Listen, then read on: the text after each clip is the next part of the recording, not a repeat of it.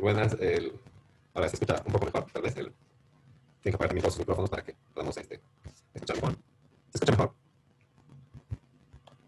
No, doctor, ¿O sigue entrecortado? hay un ruido más aparte. A ver, vamos a...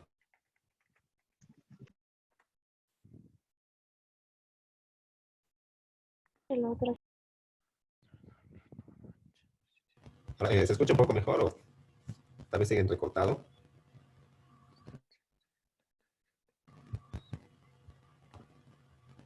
Bueno, vamos a continuar con el tema de la minuta, ¿no? Y en sí lo que es el contrato que se registra o se protocoliza ante el notario de fe pública cuando va dirigido al registro, ¿verdad? Al registro público o a la entidad encargada del registro público de esta clase de la transferencia de dominio de los bienes inmuebles y de los bienes muebles sujetos al registro, como son los autos y las motos, ya habíamos señalado, ¿verdad? Entonces, la minuta es un contrato o un acuerdo, en sí solamente no se diferencia en nada del contrato de compraventa que lleva esta denominación, solamente se llama minuta porque va dirigida al notario de fe pública, ¿no? Y bueno, algunos autores consideran que las minutas son solamente borradores de los contratos y los contratos son aquellos documentos que van a ir dirigidos al registro, o sea, el protocolo de la protocolización de la minuta, la escritura pública. Ese es el contrato de compraventa, señor, ¿no? Y que la minuta es solamente un borrador por escrito que no tiene valor vinculante, porque si la llevo a la institución pública, nunca me va a aceptar el registro de esta minuta eh, privada, ¿no? O de este contrato privado en una hoja bond y que tenga las firmas de las partes y del profesional abogado, lo que tenga toda la documentación necesaria, no me la van a aceptar y no va a proceder el registro. Entonces, no tiene valor vinculante porque la transferencia del derecho del dominio se perfecciona con el registro de mi nombre eh, en la oficina pública encargada de llevar la cuenta del registro, ¿verdad? Esta clase de bienes, como habíamos dicho, de los inmuebles, derechos reales, de los muebles sujetos al registro en tránsito. ¿No? Ahora, la minuta no tiene que ser siempre, o por lo general, se incluye dentro de la minuta la transferencia total del dominio de un bien, ¿no? A cambio de la entrega de un monto líquido y exigible por parte del comprador a favor del vendedor, ¿no? Entonces, es una transferencia que implica un monto total por la transferencia del derecho de propiedad. Pero también la minuta puede ir registrando, como señala la diapositiva, acuerdos parciales de las partes o puede tener un carácter progresivo. Entonces, la minuta puede eh, registrar un plan de pagos, por llamarlo así, ¿no? En el que se va a ir cumpliendo los acuerdos a los que lleguen el comprador y el vendedor para realizar al final el cambio del derecho de dominio, del derecho de propiedad, ¿no? Con la firma de la minuta, ¿no? Y los acuerdos parciales se van también registrando, pero como no hay una minuta por cada acuerdo parcial, ¿verdad? Sino que hay una minuta, ¿no? Que detalla todo cómo se va a accionar o el plan de pagos, ¿no? Cómo se va a actuar en ese negocio jurídico determinado. Ahora, lo que importa es señalar la línea divisoria entre la minuta imperfecta y la perfecta, mejor dicho, separar la minuta del contrato, ¿no? Siempre y cuando consideremos el contrato como la minuta como un documento ajeno que va por cuenta separada del contrato, ¿verdad? Y que es anterior al mismo, pero en nuestro sistema jurídico la minuta es el contrato mismo, pero le llamamos minuta porque vamos a ir viendo nuestra minuta, ¿verdad? No sé si está en este o está en el otro. Bueno, entonces ahí está acá. Aquí, como pueden ver, ¿no? Ponemos señor notario de fe pública. Cuando veo señor notario de fe pública, eso es una minuta, porque está dirigida a ser protocolizada en cualquier notaría, ¿verdad? Y una vez protocolizada, va a estar dirigida por lo general a su registro en una institución pública o una oficina pública encargada de este registro. Entonces puedo poner encima de notario de fe pública minuta, ¿no? Y luego señor notario de fe pública. O puedo poner señor notario de fe pública o señora notario de fe pública o notaria de fe pública, ¿verdad? ¿De acuerdo? Depende si sé que voy a ir a una notaria que es mujer, ¿por qué no poner señora notaria de fe pública, ¿verdad? Ya sé que voy a llevar ahí mi minuta y que la doctorita es pues mujer, ¿verdad? Porque tal vez somos caseros o somos conocidos, ¿verdad? O trabajamos, o tal vez es muy eficiente y prefiero siempre mandar a mis clientes ahí, ¿no? Entonces, se realiza como se señala, ¿no? Señor notario de fe público, señora notaria de fe pública, puedo poner primero ahí minuta y por debajo le dice señor notario de fe pública o señora notaria de fe pública, ¿no? Depende siempre si voy a llevar ante un doctor o ante una doctora, ¿no? Entonces, si yo pongo aquí, ¿verdad? Vamos al medio, pero si en vez de eso pongo contrato de compra-venta de bien inmueble, que es lo que es lo que es, ¿verdad? El negocio jurídico, nunca el notario me va a aceptar, ¿verdad? Porque aquí voy a poner, conste por el presente contrato de compraventa al que voluntariamente se someten las partes, las cláusulas que se detallan a continuación, voy a hacer el documento, ¿no? Pero cuando yo cuando esto va a ir dirigido a una protocolización y a su posterior registro, ¿qué voy a poner? Señor notario de fe pública, ¿verdad? Primera omisión, ¿no? No dice en ninguna parte, ¿no? ¿Qué va a decir? Entre los registros de escrituras públicas que corren a su cargo. Ya hemos visto lo que es una escritura pública. Y los registros son los protocolos. Pues puedo poner entre los protocolos, entre los registros protocolares, o dentro del archivo protocolar, que corresponde a las escrituras públicas que corren a su cargo, que están bajo su custodia, ¿verdad? Cualquier cosa que diga que él es el cuidador pues, de los protocolos, ¿verdad? Entonces, en el registro de escrituras públicas que corren a su cargo, ¿qué estoy diciendo? Abre el protocolo y si vas a insertar una transferencia de oficina bajo el régimen de propiedad horizontal de acuerdo a las siguientes cláusulas, o tener las siguientes cláusulas, ¿no? Entonces, ¿qué estoy diciendo? Que dentro del protocolo de escrituras públicas ponga una nueva que se trata de una transferencia de una propiedad horizontal. Entonces, ¿qué va a decir? Ah, escritura pública, transferencia de inmueble, ¿verdad? Al tenor de las siguientes cláusulas, ¿no? Entonces, esa es la minuta, ¿verdad? Ahí puede decir que es una minuta. Si no es un contrato privado, pues de compra-venta nada más, ¿verdad? Y estos no pueden ir, bueno, por la forma no puede registrarse así tal cual en derechos reales, sino que tiene que ir a protocolizarse con el notario de fe pública.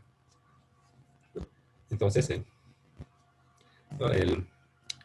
La minuta, ¿no? Como pueden ver, es el contrato mismo de compraventa. No podemos separar dentro de nuestro sistema jurídico o dentro de la práctica administrativa, ¿verdad? De lo que se hace en los trámites de cambio de nombre de propietario, de compraventa de bien inmueble. No podemos separar la minuta del contrato, porque la minuta es el contrato. Aquí está, ¿no? Esta es la minuta de transferencia, que ahí al final las partes voluntariamente señalan que uno es propietario, que el otro ha venido, que han convenido en hacer el contrato, que le paga tal precio a la firma del contrato y bueno, listo, ¿no? Y que aceptan las cláusulas, ¿no?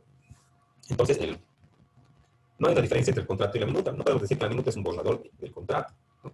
Sino que el contrato, dentro de nuestro sistema jurídico o en la práctica administrativa, en la práctica de realizar el trámite, es la misma minuta del contrato. Ahora, ¿qué pasa? Lo único que sucede es que una vez que haya dado unos cuantos pasos en el tránsito administrativo para efectivizar su registro, puede tener que ir al notario con todo su sello. Y el notario va a protocolizar y va a transcribir la escritura pública, va a elaborarla y va a transcribir la minuta de manera íntegra acá en el cuerpo de la escritura pública. Pero, una vez más, no quiere decir que, que la minuta es solo un borrador que espera un perfeccionamiento, ¿verdad? Lo único que le falta es la forma para llevar a cabo el registro. Pero el negocio jurídico se ha llevado a cabo a cabalidad, ¿verdad? Me ha pasado los papeles, le he pagado el dinero, ¿verdad? Ha firmado en manera de aceptación. Yo también he firmado recibiendo bueno, entregando el dinero en el monto establecido y todos los demás puntos que se han acordado. Pero falta la protocolización, ¿no? Entonces, no, cuando lo lleva a protocolizar o cuando el notario elabora la escritura pública, no va a cambiar ni una coma de la minuta. Ni siquiera incluso cuando se dé cuenta, eh, bueno, ni siquiera cuando existe una omisión, por ejemplo, que no tenga el estado civil de uno de los intervinientes. Va a copiar íntegramente la minuta. Y cuando observe, ahí va a decir, ah, pero yo he copiado la minuta, ¿verdad? El error es del abogado. Pero si la minuta está bien y el notario ha omitido la transcripción, el error es del notario, ¿no?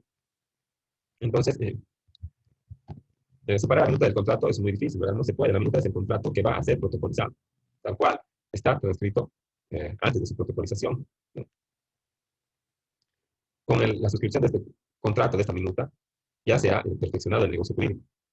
Ya se ha llevado a cabo. Lo único que falta es acabar o concluir con el trámite administrativo que concluye con el registro del derecho en la oficina pública a cargo. Entonces, como, bueno, existen varios conceptos y uno apoya esa tendencia, ¿no?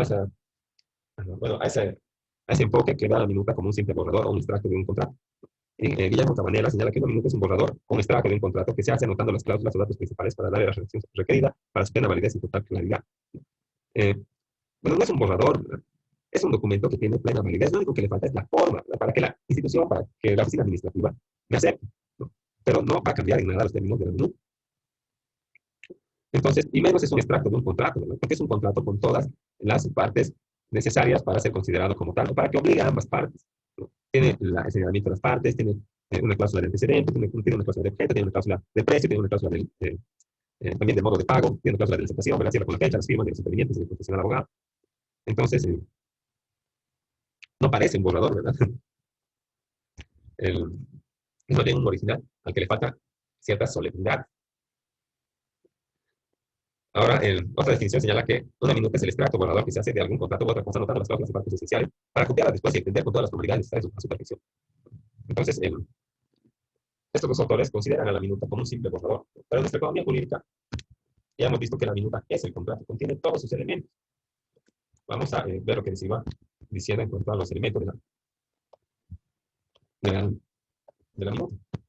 Bueno, no vamos a ahondar en teoría de los contratos, ¿verdad? Y definiciones amplias y cómo evolucionaron y la descripción teórica de cada una de las partes esenciales del contrato, porque eso es materia de derecho, de obligaciones y contratos, pues se lo vamos a dejar al docente de la materia, ¿verdad? Pero sí vamos a ver qué es lo mínimo que tiene que tener un documento de esta clase para tener validez y vamos a aprender a redactar también lo propio, ¿no? Entonces, ¿qué tiene que tener los intervinientes, ¿no? ¿Quiénes son las partes necesarias para este otorgamiento, para realizar este acto jurídico? En una compraventa se dan todos los compradores y los vendedores, ¿verdad? Como hemos visto, puede haber otros intervinientes, ¿no? El interviniente no suele ser, no siempre es el interesado, como hemos visto, ¿verdad? ¿No? El interesado es perdón, sí, el interesado no siempre es el interviniente, porque este puede ser un apoderado del interesado que va a actuar en su nombre. O puede haber otros intervinientes como intérpretes, cónyuges, en calidad de aceptantes, que tienen que también firmar la minuta, pero no tienen nada que ver con no son titulares del derecho propietario, ni tampoco están otorgando la cantidad líquida y exigible a manera de pago para efectuar la compra, ¿no? Entonces, son solamente otros intervinientes, ¿no? Entonces, ¿qué tiene que tener? Los intervinientes, ¿no? Todas las personas que van a firmar y la calidad en que lo van a hacer, ¿no? El señor y su esposa como vendedores, la señora como comprador. Pero luego tienen que tener una cláusula de antecedentes. ¿Qué quiere decir antecedentes? De cómo el vendedor o cómo el titular, el apoderado, el administrador o cualquiera o cualquier denominación que tenga una persona en un contrato, ¿verdad?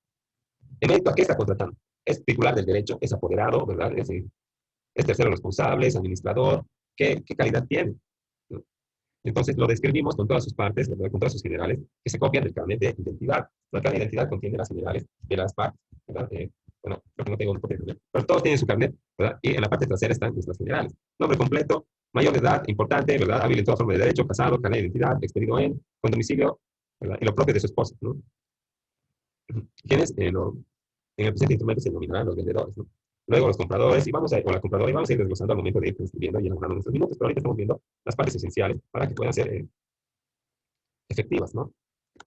Luego tiene el objeto, ¿cuál es el objeto de la compra-venta? Luego tiene, en su caso, si es que corresponda el pago de intereses, el monto, la forma de pago, ¿verdad? Si es al instante, si es en plazo, ¿no? Luego existe una cláusula de saneamiento y evicción que es como una garantía que otorga el vendedor, y luego también existe la aceptación, ¿no? Y es eso lo que tiene que contener la minuta, además tiene que tener la firma de las partes y del profesional abogado. Y cuando contenga esto, lo que voy a hacer es recurrir primero a la alcaldía para que me ponga los sellos, ¿verdad? O sea, para que diga que está bien transcrita la minuta con los datos técnicos y en la parte legal y que es transferible en bien inmueble. Entonces, una vez tenido eso, voy a ir, me van a decir cuánto tengo que pagar el impuesto a la transferencia y con ese impuesto a la transferencia, con esa forma me voy a ir a la entidad o al banco para realizar mi pago del impuesto a la transferencia, que es el, ¿verdad? IMT, impuesto municipal a la transferencia. ¿Cuánto he pagado? El total, ¿verdad?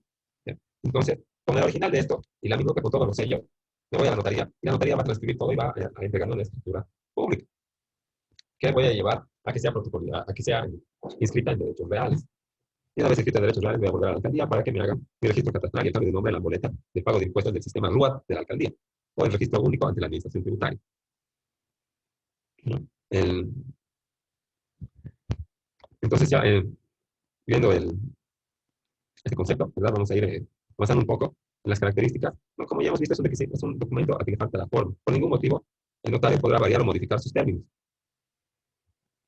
Debe ser firmada por partes interesadas, la redacción y el acuerdo de voluntad debe ser asesorada por un abogado que al parcelar este documento estará asumiendo su responsabilidad profesional. Aunque no es necesariamente que te va a ser firmado o elaborado por un profesional abogado, un asesor ajeno, digamos, a la notaría y a las partes, porque la misma ley, como hemos visto, le otorga la facultad de elaborar documentos o escrituras públicas. Entonces, tendría esta facultad, ¿verdad? Pero casi siempre se realiza con una minuta o un proyecto, o este contrato, este documento, que hace un profesional abogado independiente y que transita, ¿no? Toda la parte administrativa de las entidades para obtener los sellos y luego se dirige a pagar el impuesto. Ahora, no se debe protocolizar la minuta que no tenga el pago de los impuestos, como tampoco que no tenga firma del abogado patrocinante. Entonces, como hemos visto en el anterior semestre, existen ante impuestos nacionales agentes de retención, ¿no? Agentes de percepción, pero también existe eh,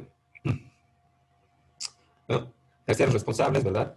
Y existen también otras personas que, bueno, no son el sujeto pasivo, pero para realizar los trámites administrativos tienen que cancelar el impuesto, ¿verdad? Entonces, el notario es pues agente de información de impuestos nacionales, ¿verdad? Como el agente de retención está descrito en la ley, el agente de percepción también, y el agente de información igual, porque está obligado cuando requiere impuestos nacionales a otorgar la documentación que dé cuenta del cumplimiento de las obligaciones tributarias. Entonces, en el caso de la compraventa, ¿verdad?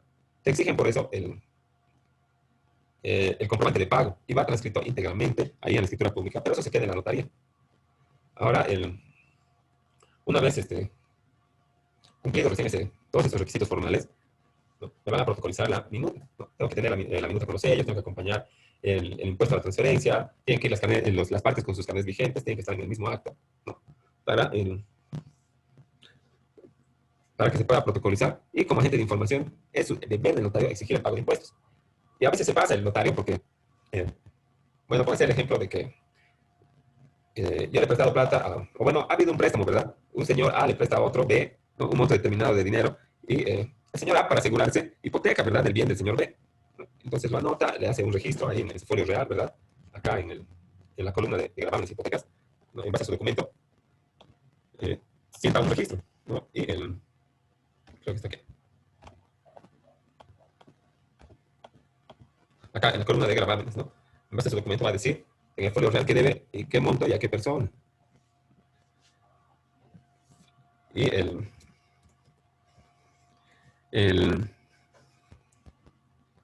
entonces el notario tiene que exigir el folio real al momento de realizar las escrituras públicas, ¿no? El, el, y también tiene que ser otorgada por el que está figurando como propietario y luego tiene que acompañarse el impuesto a la transferencia. Pero cuando yo realizo esto del préstamo, ¿qué va a pasar? Va a realizarse el asiento acá, ¿verdad? ¿No? Porque yo quiero asegurar el pago, ¿no? Y bueno, bueno, digamos que yo me presto y el otro quiere asegurarse el pago y le digo, ya, bueno, hazlo hipotecar, pues. Lo hace hipotecar y yo como un deudor de buena fe, agarro y cumplo con las cuotas y al final pago y me lo hacen el documento que se llama una minuta de cancelación de gravamen. ¿No? Ahí me la entrega el propietario, me dice, listo, ya me has pagado y se desentiende, ¿verdad? Voy a ir al notario y el notario va a decir, ¿a dónde está pago de impuestos? Y va a decir, ¿pago de impuestos de qué? ¿Sí, no? Va a decir, el pago de impuestos del RCI va por el préstamo. ¿No? Pero ¿quién tiene que pagar? Debe haber pagado el que obtiene pues el interés, ¿no? Él es el sujeto pasivo, como ya hemos visto el año pasado, ¿no? Entonces, pero el que obtiene el interés no tiene interés, el que obtiene el interés no tiene preocupación alguna de que se desgrave el bien, pues, a él que le importa, ya le han pagado, acaso es de él, ¿no? Entonces, ¿cómo puedes obligarle a pagar los impuestos? Encima retrasados, con multas, con recargos, alguien que ya no tiene ninguna obligación, ¿no? No se puede, entonces, ¿qué voy a tener que hacer? Para que deshipotecar mi bien inmueble, para que otra vez esté saneado o libre de todo gravamen y de toda carga, yo deudor que he pagado, ¿verdad? Que haya satisfecho todo el interés y el capital, voy a tener que pagar el impuesto más a nombre del acreedor, solamente para deshipotecar mi bien. Y es clarito que, o sea, no hay donde perderse que el acreedor tiene que pagar, porque es sobre el interés. ¿No? Y cuando tú vas a llenar tu formulario o tu boleta MIR, en el caso de que ya no se haya pagado ni un mes del impuesto, ¿qué va a decir ahí? Nombre del sujeto pasivo, acreedor, ya, listo. ¿No? Entonces, el notario tal vez no debería exigir esto a las personas que no son los sujetos pasivos, pero como son agentes de información de impuestos, exigen todos los notarios. Y así tienen la orden expresa de no protocolizar una minuta que no tenga el pago de impuestos, como tampoco la firma del abogado patrocinante. Y cuando se esté realizando ya el otorgamiento del negocio jurídico, las minutas, y antes de entrar bueno, cuando van a ir al archivo notarial, tienen que ser foliadas. ¿Qué es foliado? Poner el numerito de hoja ahí a una esquinita, para que no se pierda nada, ¿no? Dice, por ejemplo, en el registro de la notaría, bueno, dice a cuántas hojas es la escritura pública, ¿no? Cuando los notarios tienen algún otro registro más que les ayude a buscar, dice escritura pública número 1340, quebrado 2019, ¿verdad? Hojas 10, por ejemplo. ¿No? Y ahí va a estar numerado todos los carnets, el poder o lo que sea, y tiene que ser pues ese número de hojas. ¿No? Para eso se folía, ¿no? Eso es numerado y foliado, ¿verdad? Es poner el numerito en numeral y en literal para que ayudar a la mejor conservación del archivo. Y como ya les señalaba antes, la transmisión de la propiedad no se opera por la celebración de la minuta o por la firma y la entrega del dinero, ¿no? Sino que todavía está pendiente el trámite administrativo para realizar o para consolidar esta transmisión del derecho propietario. Y esta estructura de la minuta ya la vamos a ir elaborando o empezando por lo menos cuando volvamos del receso, ¿no? Entonces vamos a quedar ahí porque ya se nos acaba ahorita el tiempo y volvemos en unos 5 o 10 minutitos para completar la clase y empezar a hacer las minutas en base a lo que hasta ahorita hemos visto y a esto que es la estructura de las minutas, ¿no? Porque luego ya el notario frente a la minuta es, una vez elaborada la minuta, cuando se la lleva al notario, ¿qué hace el notario? Pero vamos a ir viendo la relación de las minutas, entonces nos vemos en 10 minutitos para continuar. Está Hasta bien, luego. doctor, gracias.